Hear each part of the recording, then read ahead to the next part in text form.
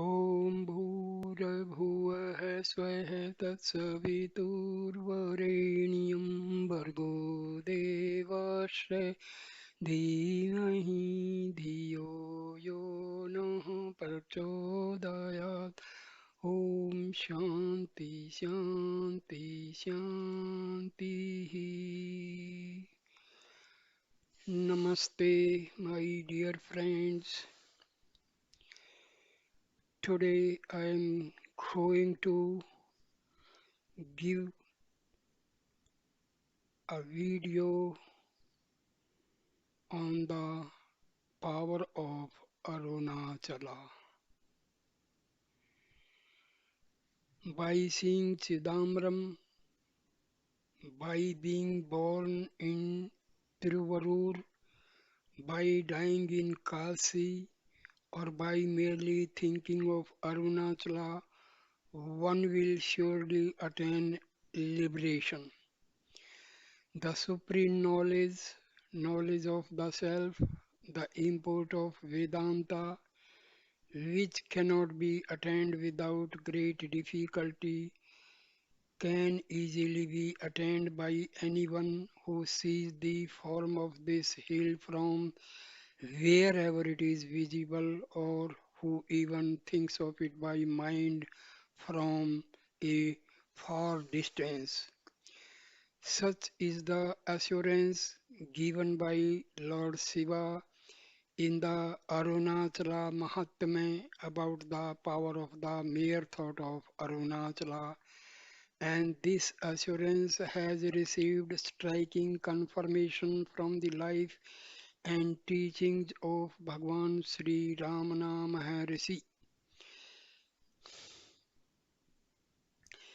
In the second line of the first verse of Sri Arunachala Ashtakam, Sri Bhagwan tells us that from his very earliest childhood, when he when he knew no other thing, Arunachala was shining his mind as the most great, and this thought of Arunachala so worked in his mind that at the age of 16, a great fear of death arose in him and turned his mind selfwards to drown forever in its source.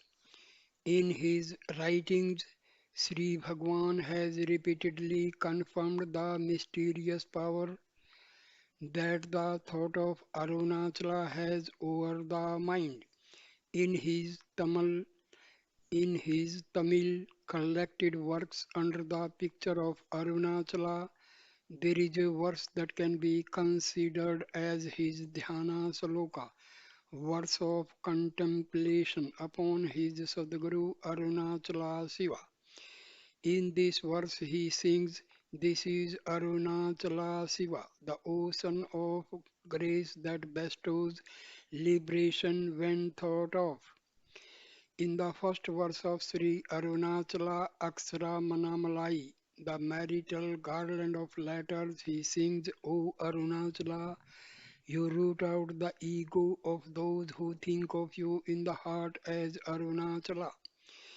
In the 102nd verse of Mannamalai, he sings, "O Arunachala, the moment I thought of Arunai, the holy town of Arunachala, I was caught in the trap of your grace. Can the net of your grace ever fail?" And in the last line of the second verse of Sri Arunachala Navamani Malai, the necklet of nine gems, he sings, "Mukti Ninanika Varul Arunachalam," meaning Arunachala, the mere thought of which bestows liberation. But only in the 10th verse of Sri Arunachala Patikam does Sri Bhagwan actually reveal how the thought of Arunachala works in the mind to root out the ego. In this verse he sings, "I have seen a wonder, a magnetic hill that forcibly attracts the soul, arresting the activities of the soul who thinks of it even once, drawing it to face itself. the one making it thus motionless like itself. It feeds upon that sweet, pure, and ripened soul. What a wonder is this, O souls, be saved by thinking of this great Arunagiri, which shines in the mind as the destroyer of the soul, the ego. The words Oru Tanadu Abhimuktam Iritu, drawing it to face itself, the one, used here by Sri Bhagwan, are a mystic way of saying, drawing the soul to turn inwards and face self, the one reality. Thus, in this verse, Sri Bhagwan reveals how the thought of Arunachala works within the mind to arrest its activities, to attract its attention towards self, and thereby to make it still. In other words, Sri Bhagwan assures that the thought of Arunachala will lead the mind to the path of self enquiry, the direct path for all, as indeed happened in his own case. Knowing from personal experience this unique power of Arunachala, Sri Bhagwan confidently advises us in the last line of this verse. O souls, be saved by thinking of this great Arunagiri, which shines in the mind as the destroyer of the soul, the form of Arunachala. Sri Bhagwan has said that Arunachala is the Supreme Self that shines as I in the hearts of all living beings. In other words, Arunachala is truly the non-dual reality that transcends time, space, name, and form. Hence, many of the verses in the five hymns to Arunachala, being very mystic in nature, can well be interpreted as applying to the nameless and formless self rather than to the name and form of Arunachala. For this reason, some devotees tend to view Sri Bhagwan's revelation about the power of Arunachala as being purely allegorical, and if you even ask when Arunachala is the self, why should we attach any particular importance to this hill? In order to understand more fully the importance that Sri Bhagwan attached to the name and form of this hill, it is necessary for us to take a broad view of his teachings. In verse 4 of Ulladu Narpadu, the 40 verses on reality, Sri Bhagwan says, if oneself is a form, the the world and God will also be likewise. That is, they will also be forms. In the first line of the third verse of Sri Arunachala Ashtakam, he addresses Arunachala and sings, when I approach you regarding you as having form, you stand here as a hill on the earth.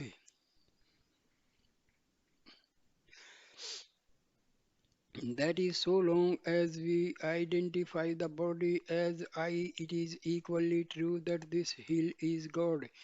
Indeed, Sri Bhagwan used to say that because we identify the body as I, Lord Shiva, the Supreme Reality, out of his immense compassion for us, identifies this hill as I so that we may see him, think of him, and thereby receive his grace and guidance, only to reveal your transcendent state without speech. That is through silence. You stand as a hill shining from earth to sky, sings Sri Bhagwan in the last line of the second verse of Sri Arunachala Ashtakam. So long as we feel the name and form of our body to the eye, we cannot conceive God as being anything but a name and form. Even if we think that God is formless and very thought about God itself is a form, a mere mental conception. This is why Sri Bhagwan says in the second line of the third verse of Ashtakam, if one tries to think of your nature as formless, he is like one who wanders throughout the world to see the sky. Being the perfect spiritual master that he was, Sri Bhagwan knew well how important and necessary is the form of God for the human mind, which is ever attached to forms, and from his own personal experience he knew the unique power of the form of Arunachala, a power that cannot be found in such abundance in any other form of God, namely the power to turn the mind toward the self and thereby to root out the ego. In verse 11 of Sri Arunachala Patikam, Sri Bhagwan exclaims with joy and wonder, Lo, how many are there like me who have been destroyed by thinking this hill to be the supreme, thereby assuring us that if we regard this hill as God, our egos will surely be destroyed. Though Arunachala appears outwardly as a hill of mere insentient rock, the true devotee understands it to be the all-knowing, all-loving, and all-powerful Supreme Lord, who is guiding him both from within and without at every step and turn of life, leading him steadily and surely toward the goal of egolessness. What a wonder! It stands as if an insentient hill, yet its action is mysterious, impossible for anyone to understand. Sing the Sri Bhagwan in the first line of Sri Arunachala Ashtakam. The name of Arunachala, of all the names of God, the name dearest to the heart of Sri Bhagwan was Arunachala. Every one of the 100 verses of Sri Arunachala Aksharamanammalai ends with the name Arunachala and the refrain is Arunachala Shiva, Arunachala Shiva, Arunachala Shiva, Arunachala.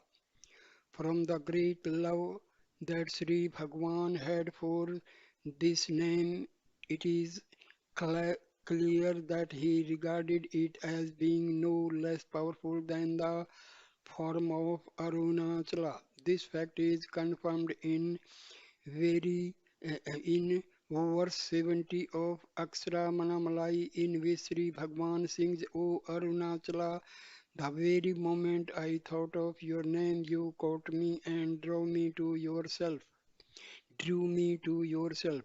Who can understand your greatness? There are many incidents in the life of Sri Bhagwan that illustrate his great love for the divine name Arunachala. But perhaps the most striking occurred during his last moments, about 25 minutes before he left his body. The assembled devotees began to chant Akshara Manamalai, hearing the name of his beloved Arunachala. Sri Bhagwan opened his eye, which shone with love, and tears of ecstasy rolled down his cheeks. Though Sri Bhagwan never gave mantra diksha nor formally accepted anyone as his disciple, many devotees believe that Arunachala is the Nama mantra that he has bestowed upon the whole world.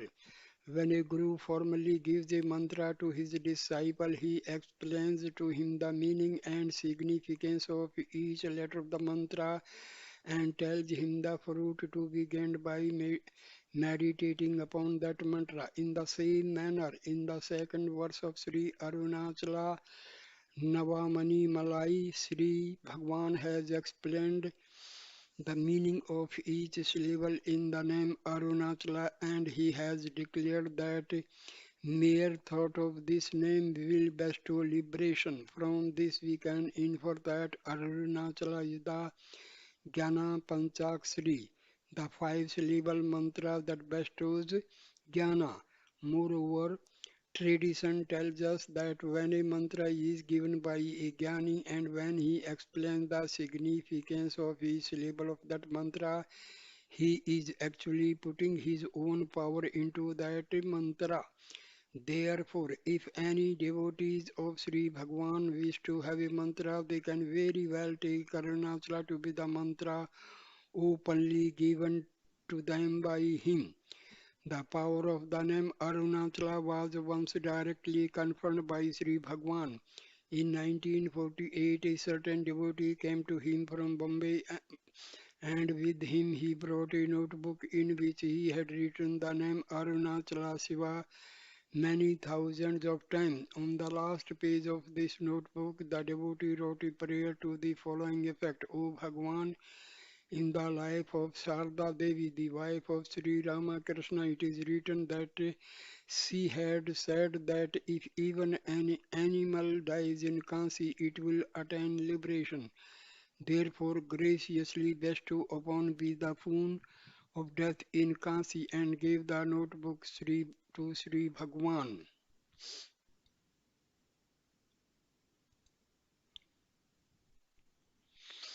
Bhagwan looked through the notebook and when he came to the last page, he read out loud the devotee's prayer.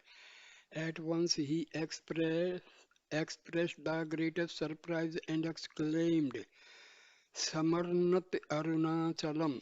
The words Samarnat Arunachalam mean by remembering Arunachala, and they occur in the very same Sanskrit verse that says that by dying in Kasi one will attain liberation. Bhagwan then turned to the revolving bookcase by his side and took out a book, probably the Arunachala Mahatyam.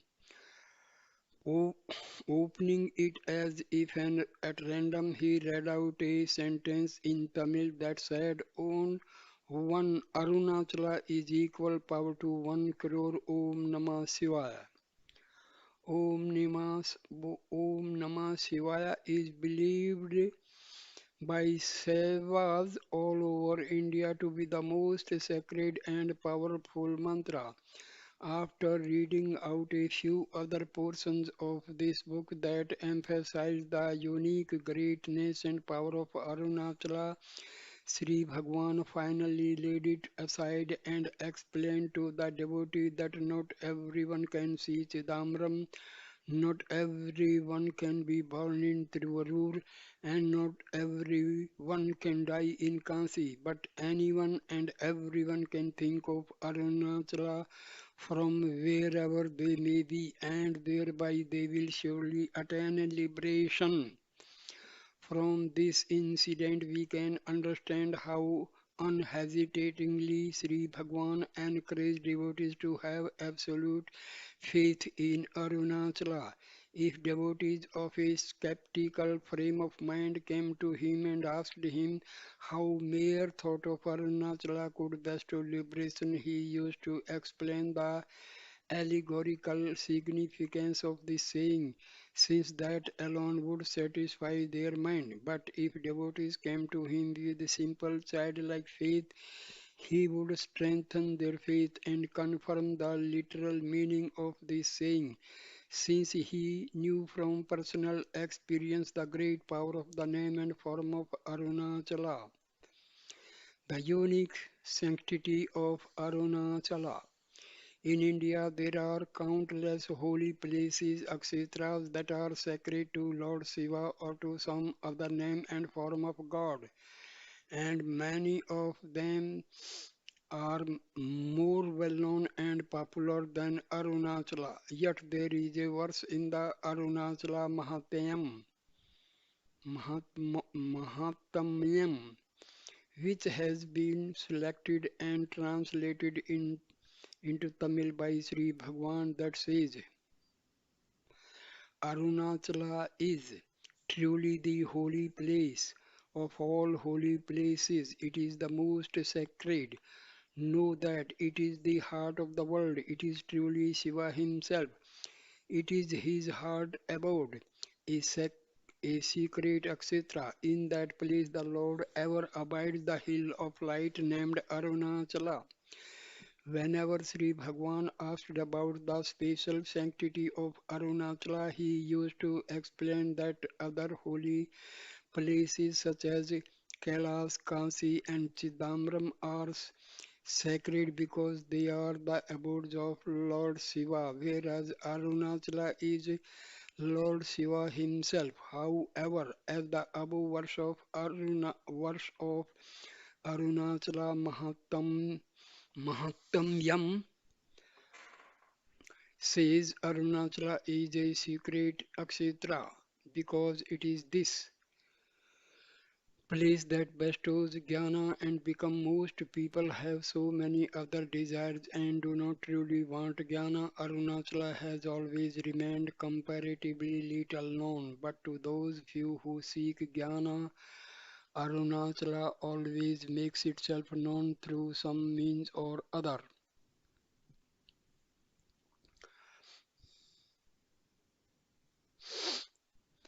The unique sanctity and power of Arunachala Akshetra was once confirmed by an incident that happened in the life of Sri Bhagwan.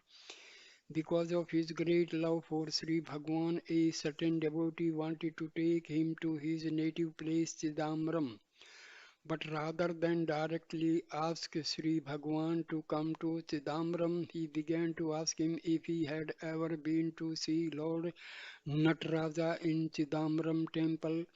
When Sri Bhagwan replied that he had not, the devotee began to describe the greatness of Chidambaram, saying that it was the most sacred Shiva Akshetra in South India, that so many saints and sages had lived there and had sung in praise of Lord Nataraja, and so on and so forth. Sri Bhagwan listened to all he said with patient inter- inter- interest, but showed no sign of wanting to visit Chidambaram. Seeing this, the devotee at last said, Chidambaram is even greater than Arunachala, because among the Panchabhuta Lingams, the Lingams representing the five elements, Chidambaram is the space Lingam, while Arunachala is only the Fire Lingam. Since the four elements, earth, water, air, and fire, finally have to merge in space, space is the principal element.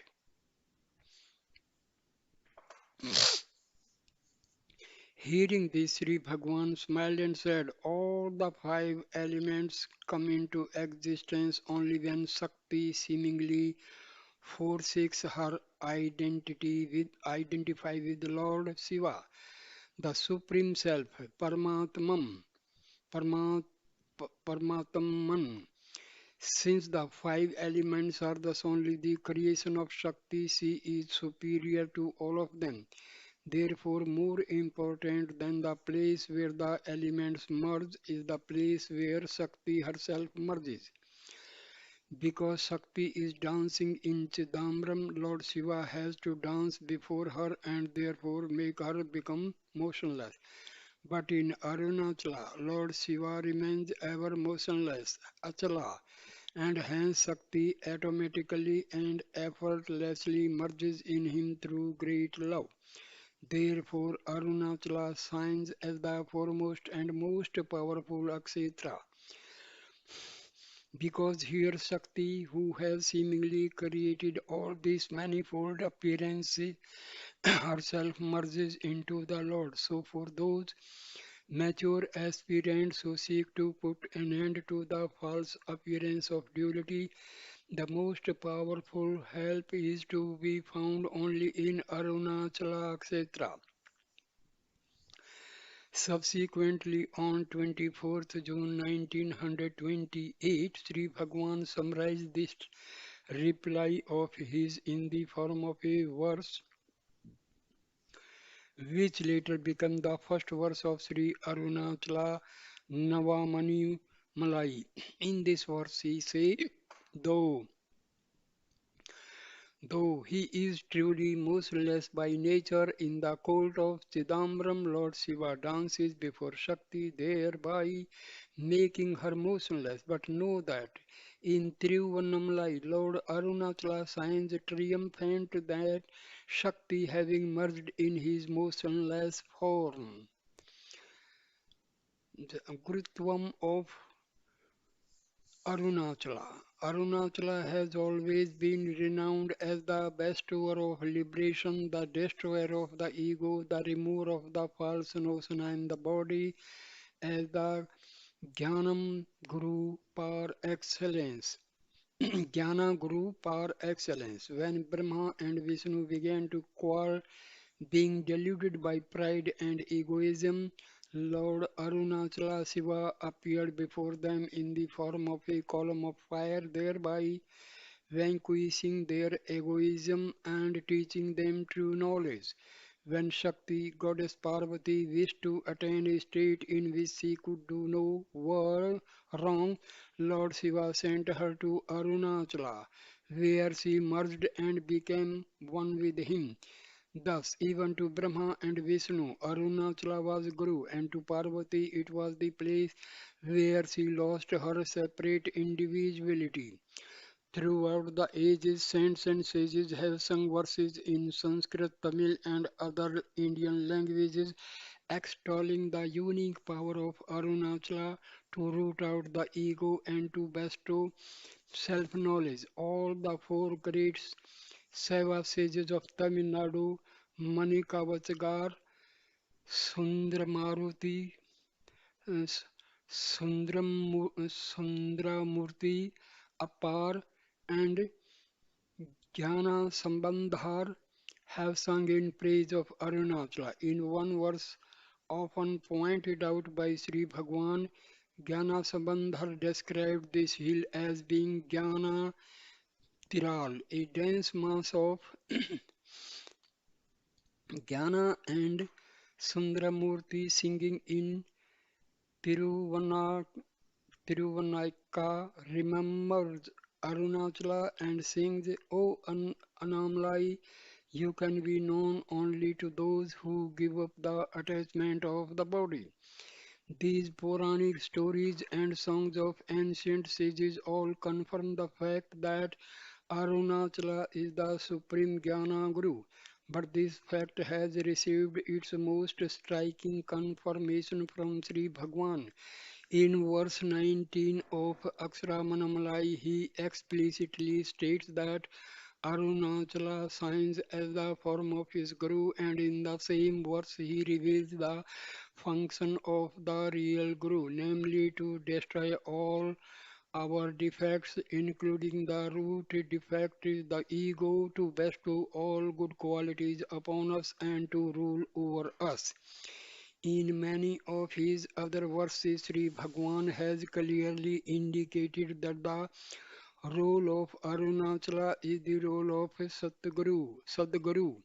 For example, in Aksharamanamlai, he sings that Arunachala roots out the ego of those who think of it. Verse 1, that it annihilates those who approach it as God. Verse 48, and that it destroys the attachment of those who come to it with attachment. Verse 77, he also reveals that Arunachala instructs through silence, verse 36, and that it teaches the path of self-inquiry, verse 44, and he shows us the way of praying to Arunachala to bestow jnana, verse 40, to reveal self as the reality, verse 43, and to make us give up the attachment to the body, verse 75. He has also confirmed from his own experience the power of Arunachala as Guru. In verse 8 of Sri Arunachala Navmanamalai, he sings that in order to put an end to his sufferings in the world, Arunachala gave me his own state, and in verse 9 he describes the wonder of Arunachala grace, saying, you entered my mind, drew me, and established me in your own state. All that Sri Bhagwan has said about the power of Arunachala tallies exactly with what he has said about the power of the Guru. In verse 268 of Guru Vachaka Kwai, the garland of Guru's sayings, he says that the Guru is he who possesses the supreme power to make any soul who comes to him merge into self. the knowledge beyond all speech. The Guru works in many ways to make the disciple merge into self. He gives a push from without and exerts a pull from within, so that you may be fixed in the center, says Sri Bhagwan in Maharishi's Gospel, page 36. From without, the Guru gives a verbal instructions to turn the disciple's mind towards self, and he also enables the disciple to have association satsanga with his form and thereby to gain the necessary strength and love to turn within and attend to self. To give verbal instructions, it is necessary for the Guru to be in human form, but to give satsanga and subtle inner guidance, he may be in any form. Sri Bhagwan has come as the Guru in human form to give us all the necessary verbal instructions, and he has revealed that Arunachala is the Guru in the form of a hill with which we can always have satsang. Like any human body, the human form of the Guru will inevitably pass away one day, whereas the form of Arunachala will always remain. Thus, though Sri Bhagwan has left his human form, he has provided us with all the requisite outward help. He has left us with a permanent record of his verbal teachings, and he has shown us a form with which we can always have satsang.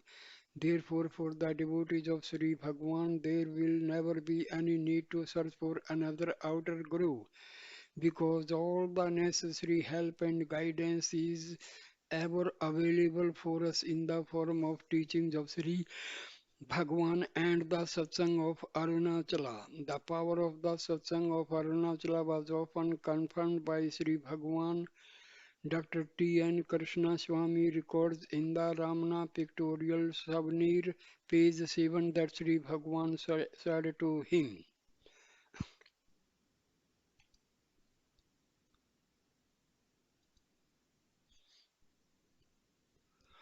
"The whole hill is sacred, it is Shiva himself. Just as we identify ourselves with the body, so Shiva has chosen to identify himself with his hill. Arunachala is pure wisdom, jnana in the form of a hill. It is out of compassion to those who seek him that he has chosen to reveal himself in the form of a hill, visible to the eye. The seeker will obtain guidance and solace by staying near this hill. Arunachala Pardakshina. Arunachala is the physical embodiment of Sattva, the reality, and hence to have contact with it in any manner is satsang. To think of Arunachala is satsang. To see Arunachala is satsang. And to live near Arunachala is satsang. But one very special way of having satsang with Arunachala is to do Arunagiri Pardikshina, circumambulation around the hill. That it is to walk barefoot around the hill, keeping it to one's right side. The great importance that Sri Bhagwan attached to Giri Pardakshina is well known to all the devotees who lived with him. He himself did Pardakshina countless times, and he actively and spontaneously encouraged devotees to follow his example. Bhagwan, who scarcely ever gave advice to devotees unless asked, wholeheartedly encouraged their going round the hill as conducive to progress in sadhana, writes Lucia Osborne in the Mountain Path, January 1974, page 3. Devraja Mudaliar records that the importance of Pardakshina became evident to him from the frequent references by Bhagwan himself to its great significance, and from the fact that thousands of people do it, including almost all the close disciples of Bhagwan, even those who may be considered the most advanced among them. Though comparatively little has been recorded of what Sri Bhagwan used to say about the power of Pradakshina, there is no doubt that he considered it to be an act having great spiritual efficacy. In fact, he used to say that the benefits which can be gained by meditation and various other forms of mind control only after great struggle and effort will be effortlessly gained by those who go round the hill. Bhagwan often said that those unable to meditate would succeed in their endeavor by circumambulating Arunachala, writes Surinagamma in my life at Sri Ramanashram, page 144. Kunja Swaim recorded on page 108 of Anadu Ninai Bhugal that Bhagwan once told him, "What is better than Pradakshina? That alone is sufficient." While extolling the spiritual efficacy of Pradakshina, Sri Bhagwan sometimes used to narrate the story of King Vajrangada Pandya, which is told in the Arunachala Mahatmayam. Vajranga Pandya was a powerful monarch who ruled over most of the South India, but one day he was told by some celestial being that in this previous birth he had been Indra, the ruler of heaven, and that if he worshipped Arunachala he could regain his former position. On hearing this, he at once renounced his kingdom and with the intense desire to become Indra, he began to worship Arunachala by going round the hill 3 times a day. After 3 years of such worship, Lord Shiva appeared before him and offered him any boon he wished to pray for. Though his original ambition had been to become Indra, his mind had been matured by doing so many pradakshinas. He now realized that it was worthless to pray for such a transitory pleasure. He therefore prayed to Lord Shiva for the eternal happiness of self-knowledge. This story thus aptly illustrates that even if a person begins to do pradakshina for the fulfillment of worldly desires, his mind will in time be matured and he will gain proper discrimination, viveka, desirelessness, vairagya, and love for self. Swatma Bhakti. Generally, whenever sages or scriptures prescribe any form of dualistic worship, whether for the fulfillment of worldly desires or for the attainment of self knowledge, they always say that it must be done with faith. But Sri Bhagwan used to say that the power of Arunachala is such that even if one does Pradakshina with no faith, it will still have its effect and will surely purify the mind. Devaraja Mudaliya records on page 64 of my recollection that Sri Bhagwan told him, "For everybody it is good to make circuit of the hill. It does not even matter whether one has faith in this pradakshina or not. Just as fire will burn all who touches it whether they believe it or not, so the hill will do good to all those who go round it. Because Arunachala is the fire of knowledge, Jnanagni in the form of a hill. The outgoing tendencies, vasanas of the mind are automatically scorched when one goes round it. When damp wood is brought closer to a fire, it will gradually be dried and at a certain point it will itself catch fire.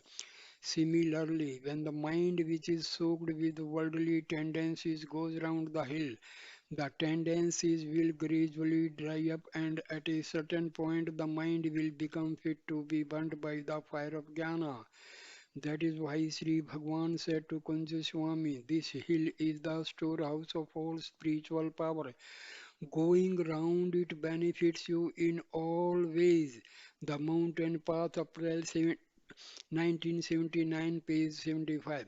The spiritual benefits of Pradakshina have been described by Sri Sadhu Om in one of his Tamil poems, Sri Arunachala Pradakshina Mambu. In verse 6 and 7, he says, a cow grazing round and round its pack does not know that the length of its rope is thereby decreasing.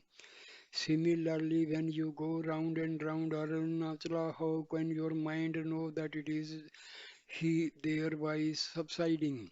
When the cow goes round more and more, at one point it will be bound tightly to its pack. Similarly, when the mind lovingly goes more and more round Anamlai, Arunachala, which is self, it will finally stand still in self-abidance, having lost all its moments virtues.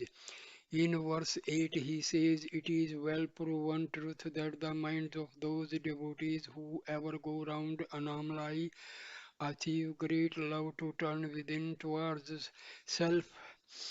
Anamlai is the blazing wild hill of fire, the fire of jnana that burns all our worldly desires into ashes. And in verse 9 he gives the simile of a piece of iron being rubbed against a magnet. Just as the scattered atoms of iron are all aligned by the magnet to face in one uniform direction, thereby transforming the iron into a magnet. So when a person goes round Arunachala, the divine magnet, his scattered mind is turned towards self and is thereby transformed into self. Sri Muruganar, who was a great sage and one of the foremost disciples of Sri Bhagwan, was noted as a staunch lover of Pradakshina. In the days of Sri Bhagwan, he used to write to any friends who were coming to see him, you will find me either in Bhagwan's hall or on the Gri Pradakshina road. And it is said that at one time he even used to go round the hill daily. How he first came to know about the greatness of Gri Pradakshina is related by Kunjo Swami in the Mountain Path, April 1979, page 83 as follows. Sometime after he came here, Sri Muruganar asked Bhagwan about the spiritual benefit of going round the hill, Giri Pradakshina. Bhagwan asked him to go round it first and then come to him. Sri Muruganar followed his advice and told Bhagwan that he lost his Dehatma Buddhi, sense of identification with the body after a while and regained it only after reaching Adi Anamlai, a village on the way. He reported to Sri Bhagwan that the experience was unexpected and unique. Sri Bhagwan smiled and said, do you now understand? This incident proves very clearly the power of Pradakshina and it shows that mature souls can even lose their sense of identification with the body by going round the hill. It also illustrates what Sri Bhagwan meant when he used to say that while going round the hill, one can experience sanchara samadhi, a thought-free state of bliss while walking. Though such a thought-free state is not experienced by all devotees when they go round the hill, that does not mean that their pradakshina is not yielding fruit. The main benefit of pradakshina is that the tendencies, vasanas, are slowly made to lose their grip over the mind. But just as a child cannot easily perceive its own growth, so the mind cannot easily perceive the weakening of its own vasanas. However, one very notable feature about Pradakshina that can be perceived by anyone and which clearly indicates its spiritual efficacy is the extraordinary power of attraction it exerts over the minds of devotees. For no special reason, one feels attracted to go round Arunachala again and again. Go round the hill once, you will see that it will attract you, said Sri Bhagwan to Devraja Mudaliar. My recollection, page 65. Bhagwan used to say that if one went round the hill once or twice, the hill itself would draw one to go round it again. I have found it true. Now this is happening to Dr. Sayyid, writes Devraja Mudaliar in Day by Day with Bhagwan, 19th December 1945. In letters from Sri Ramanasram, Bodham 2, letter 98, Sri Nagamma records Sri Bhagwan as saying, the dhyana meditation that you cannot get into while sitting, you get into automatically if you go for pradakshina. The place and atmosphere here are like that. However unable a person is to walk, if he once goes round the hill, he will feel like going again and again. The more you go, though, the more you go, the more the enthusiasm for it. It never decreases. Once a person is accustomed to the happiness of pradakshina, he can never give it up. Just as the mind is automatically attracted to the guru, knowing intuitively that he can bestow eternal bliss for the same reason, the mind feels automatically attracted to Giri Pradakshina, Arunachala Ramana. To understand the power of Arunachala, it is first necessary to understand the relationship that existed between Arunachala and Bhagwan. To Bhagwan, Arunachala was mother, father, guru, and God. It was his all in all, his own self. Sri Bhagwan often said, God, Guru, and self are one and the same, and to him Arunachala was all three of these. In verse 48 of Aksharamanammalai, he refers to Arunachala as his God, in verse 19 as his Guru, and in verse 5 of Atma Vidya Kirtanam, the song on the science of self, as Anamlai, myself. Truly, Arunachala is Ramana and Ramana is Arunachala. The two are inseparable. Arunachala is Ramana in the form of a hill, and Ramana is Arunachala in human form. The oneness that Sri Bhagwan felt with Arunachala is disclosed in many of his verses.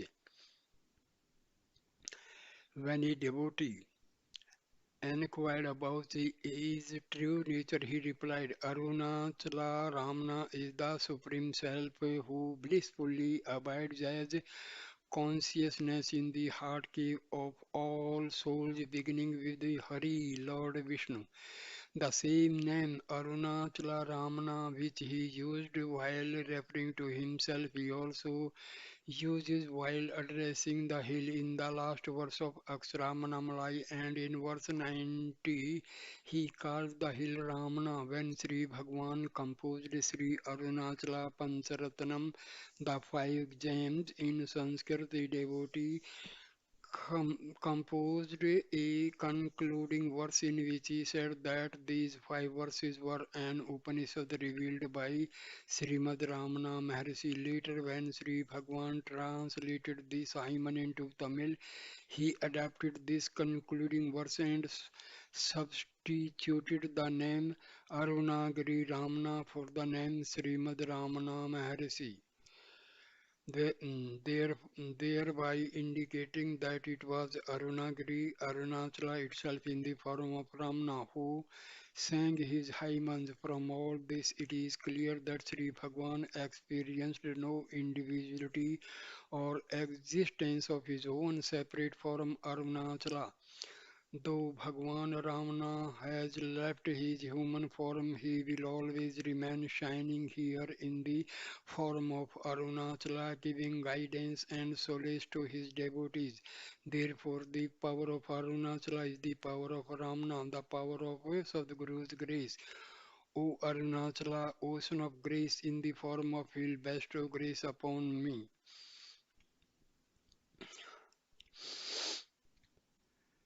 So, thank you, my dear friends, for listening this wonderful dis- discourse of mm, this power of Arunachala.